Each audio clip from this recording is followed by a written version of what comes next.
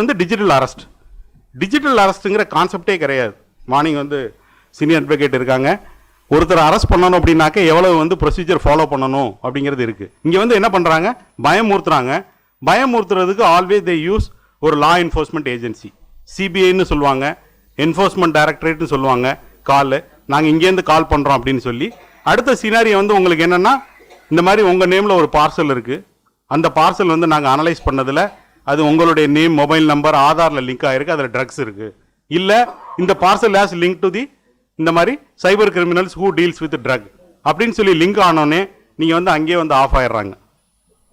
Of ஆகிட்டு you are under digital arrest. உங்களுக்கு வந்து வாட்ஸ்அப்பில் வந்து மெசேஜ் வரும் வித் கவர்மெண்ட்டோட, அதாவது போலீஸ் ஆஃபீஸோட, சிபிஐயோட லோகோ, இல்லை இடியோட லோகோ, அரெஸ்ட் வாரண்ட், லீகல் ப்ரொவிஷன்ஸோட கேஸு, என்னென்ன செக்ஷன்ஸ் எல்லாமே போட்டு நீங்கள் யாரும் குடும்பத்தில் உள்ள யார்கிட்டையும் பேசக்கூடாது, தனிமையில் தான் இருக்கணும், எங்களோட கண்ட்ரோலில் இருக்கீங்க அப்படின்னு சொல்லி மிரட்டுவாங்க. இது என்ன ஆகும் அப்படின்னாக்க, இங்கே நீங்கள் ஒன்று கற்றுக்க வேண்டியது டிஜிட்டல் அரெஸ்ட்டுங்கிற கான்செப்டே கிடையாது. வந்ததுன்னா நீங்கள் பண்ண வேண்டிய ஒரே வேலை ஃபோனை கட் பண்ணுறது தான், டிஸ்கனெக்ட் பண்ணுறது தான். அவனோட நீங்கள் ஃபர்தராக பேசவே கூடாது. இல்லைன்னா என்ன டைரக்ஷன்ஸ், நீங்கள் எந்த அத்தாரிட்டியாக வேணாலும் இருங்க, give a direction to the local police official, police ஸ்டேஷனுக்கு நான் அங்கே போய்க்கிறேன் பார்த்துக்கிறேன் அப்படின்னு சொன்னாலே அங்கேயே கால் கட்டாயிரும்.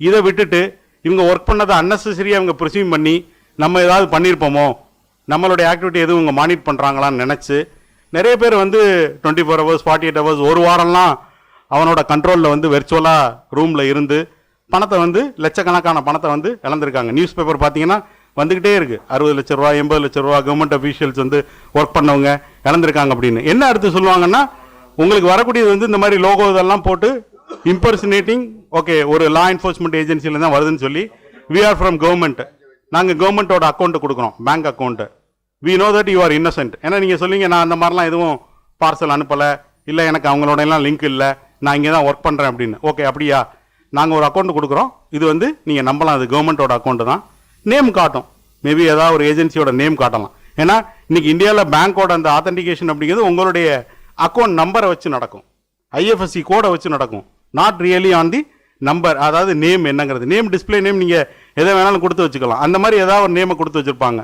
பார்த்தோம் நீங்கள் பணத்தை போட்டோன்னே அதுக்கப்புறம் என்ன நடக்குன்னு தெரியும் உங்களுக்கு, கால் டிஸ்கனெக்ட் ஆயிரும், பணத்தை எடுத்துகிட்டு அவன் வேனிஷ் ஆயிடுவான். இதுதான் டிஜிட்டல் அரெஸ்ட்டுங்கிற கான்செப்டே கிடையாது. அதனால் நீங்கள் வந்து அந்த மிரட்டலுக்கு எதுவுமே நீங்கள் அடி பண்ணியக்கூடாது. நீங்கள் செய்ய வேண்டியது காலை டிஸ்கனெக்ட் பண்ணிடுங்க, அவ்வளோதான். டிஸ்கனெக்ட் பண்ணிவிட்டு என்ன கம்ப்ளைண்ட்டாக இருந்தாலும் லோக்கல் போலீஸ் ஸ்டேஷன் கொடுத்துங்க, நான் அங்கே போய் பார்த்துக்கிறேன் அப்படின்னாலே இது சால்வ் ஆயிரும். இது அவேர்னஸ் தான். இது வந்து த்ரெட்டனிங் 2வது கேட்டகரி.